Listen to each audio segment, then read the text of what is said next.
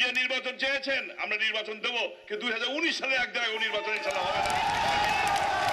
বেগম জিয়াকে বলবো মাথা ঠান্ডা করে দল গোছান, নির্বাচনের সময় ইনশাল্লাহ লড়াই হবে, আপনার সঙ্গে আমাদের লড়াই হবে এবং শেখ হাসিনা ইনশাল্লাহ জয়লাভ করবে।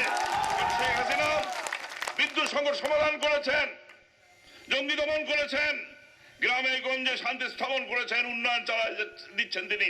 তাই শেখ হাসিনার বিকল্প শেখ হাসিনা, অন্য কেউ বিকল্প হতে পারে না। তাই ভাইরা আমার আবার ইনশাল্লাহ এগিয়ে যান, আমরা আপনাদের সঙ্গে আছি। জয়। তিনি বেগম জিয়াকে বলেছিলেন আসুন আলোচনা করে আমরা ঠিক করি কিভাবে নির্বাচন হবে।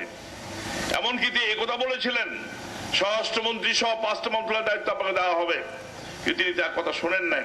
তিনি জ্বালাও পোড়াও করলেন, মানুষকে পুড়িয়ে মারলেন, রিক্সাওয়ালাকে পুড়িয়ে মারলেন, দিনমজুরকে পুড়িয়ে মারলেন, পুলিশকে হত্যা করলেন।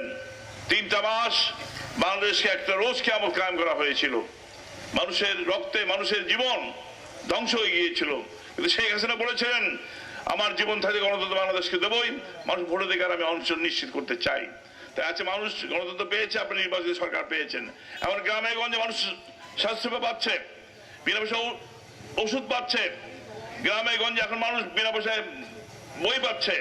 এখন বাংলাদেশ দুনিয়ার দক্ষিণ এশিয়ার মধ্যে একটি বড় দেশ হিসাবে, ধনী দেশ হিসেবে এগিয়ে যাচ্ছে ইনশাল্লাহ। কিছু তার সাহায্য সহযোগিতা পাচ্ছে।